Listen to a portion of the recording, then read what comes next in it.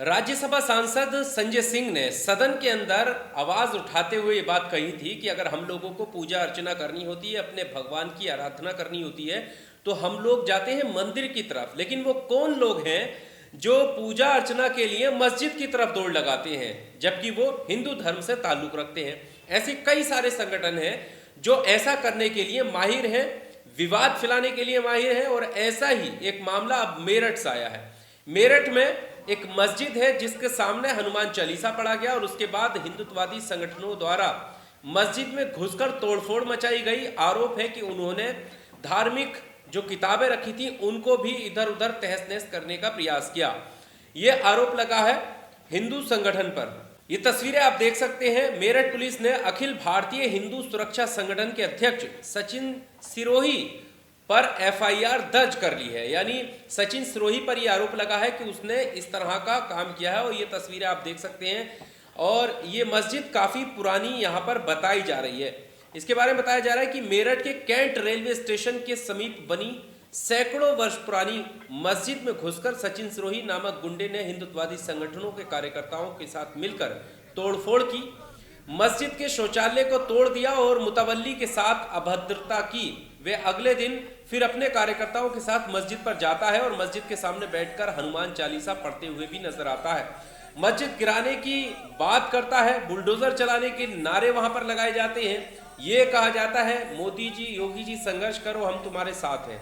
तो क्या इस तरह के लोगों को सरकार का संरक्षण प्राप्त है कि वो सरकार जिंदाबाद के नारे भी लगा रहे हैं और गलत काम, गैर कानूनी काम भी कर रहे हैं? एक दूसरे धर्म के धार्मिक स्थल पर जाकर तोड़फोड़ मचाना, वहां पर अपने धर्म के नारे लगाना, उकसाना और वहां पर हनुमान चालीसा का पाठ करना और ये कहना कि ये मस्जिद अवैध है, इस तरह के नारे लगाए जा रहे हैं। मस्जिद में घुसकर तोड़फोड़ की, मुतवल्ली के साथ भी अभद्रता की है और मस्जिद के सामने हनुमान चालीसा पढ़ा गया। और ऐसा लगभग ऐसा मामला जो है 3 दिन चलता रहा है, ये दावा किया जा रहा है। लेकिन प्रशासन ने गुंडों के जो ऐसा करने के पीछे जो शरारती तत्व हैं उनके खिलाफ उचित कार्रवाई नहीं की, ये आरोप लगाए जा रहे हैं। और यहाँ पर ये तस्वीरें आप देख ही सकते हैं। इसी बीच मस्जिद के जो इमाम हैं उनका भी एक वीडियो सोशल मीडिया पर काफ़ी वायरल है, उसमें वो अपनी बात रखते हुए दिखाई दे रहे हैं। सवाल यही है, अभी हम ये वीडियो भी आपके सामने रखेंगे, लेकिन सवाल ये है कि आखिर क्या वजह है कि हनुमान चालीसा का पाठ पढ़ने के लिए मस्जिद याद आती है? आप मंदिर जाइए, आप अपने धार्मिक स्थल जाइए, लेकिन जो संजय सिंह ने सदन के अंदर कहा था कि वो कौन लोग हैं उनको पहचानिए, कि अगर उन्हें अपने भगवान की आराधना करनी होती है तो वो मस्जिद की तरफ भागते हैं, मस्जिदों पर झंडे लगाते हैं, मस्जिद के आगे हनुमान चालीसा पढ़ते हैं, तो फिर मंदिर की क्या जरूरत रह गई है? ये वही शरारती तत्व हैं जिन्हें समाज में फूट डालनी है, समाज में नफरत फैलानी है और इनके खिलाफ सख्त कार्रवाई होनी चाहिए। अब आप इमाम साहब को सुनिए कि उन्होंने किस तरह के आरोप लगाए। लेकिन एक सचिन सिरोही नाम का एक गुंडा है जो एक आतंकी किस्म का आदमी है और ये अक्सर जो धार्मिक स्थल है मुसलमानों के, खासतौर से मस्जिद है, कब्रिस्तान है, इनके सामने बैठ के ये उनको गिराने की नीयत रखता है, कोशिश तोड़ने की। अभी इस मस्जिद के सामने भी 22 तारीख में जाके वो वहाँ अपने 20-25 लोगों को वहाँ लेके गया है और वहाँ का जो मस्जिद का शौचालय बना हुआ था वहाँ उसने तोड़ा है और वहाँ उसमें मस्जिद के अंदर घुसकर धार्मिक गैरतों के साथ भी उसने उठाने की फेंकने की कोशिश की। ये जानकारी मिली, इसके बाद फिर वो 24 तारीख में कल फिर उसने वहाँ गया और मस्जिद के गेट पर बाहर बैठकर वहाँ अपने साथियों को ले जाकर हनुमान चालीसा पढ़ा। उसने धार्मिक नारे लगाए, भड़काऊ नारे लगाए हैं। तो यहाँ पर आप देख भी सकते हैं हनुमान चालीसा पढ़ते हुए की तस्वीर है। ये हिंदुत्ववादी संगठनों द्वारा और मस्जिद को अवैध बताते हुए नारेबाजी की गई, हनुमान चालीसा का पाठ वहाँ पर किया गया और मस्जिद में घुसकर तोड़फोड़ की गई। ये कोई पहला मामला नहीं है, इस तरह के तमाम मामले आते हैं। सवाल यह है कि इस तरह के लोगों पर आखिर कार्रवाई क्यों नहीं होती, उचित कार्रवाई क्यों नहीं होती? दंडात्मक कार्रवाई होनी चाहिए, एनएसए लगाकर इन्हें अंदर डालना चाहिए कि आखिर क्यों ये समाज में नफरत फैलाने की कोशिश कर रहे हैं? अगर इनको पूजा अर्चना करनी है तो ये मंदिर के आगे करें कि मस्जिद के आगे करेंगे?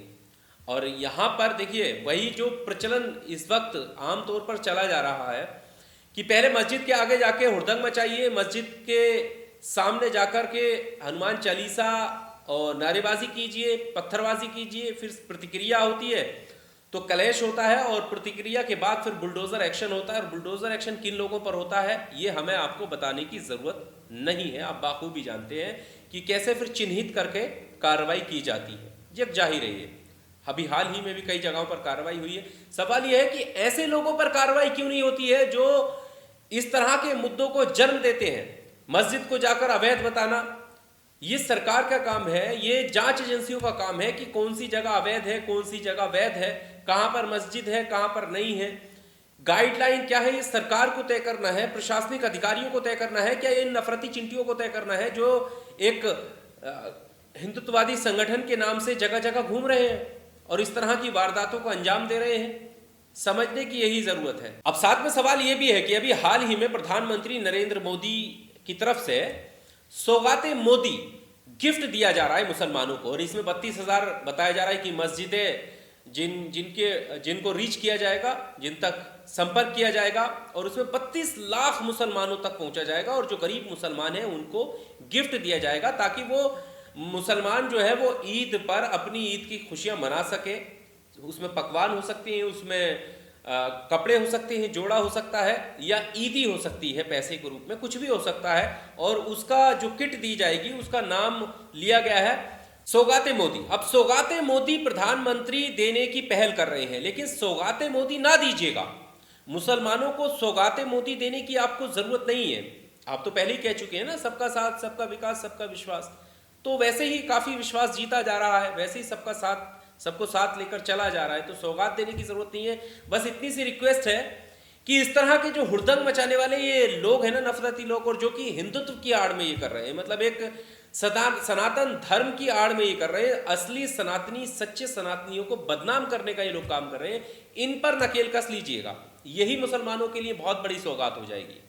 ये बहुत बड़ी सौगात हो जाएगी कि कोई उनकी मस्जिदों के आगे, मस्जिदों में घुसकर तोड़फोड़ ना करें, मस्जिदों पर झंडे ना लगाए उल्टे सीधे, मस्जिदों में मौलाना को दाढ़ी टोपी के नाम पर पकड़कर पीटे ना।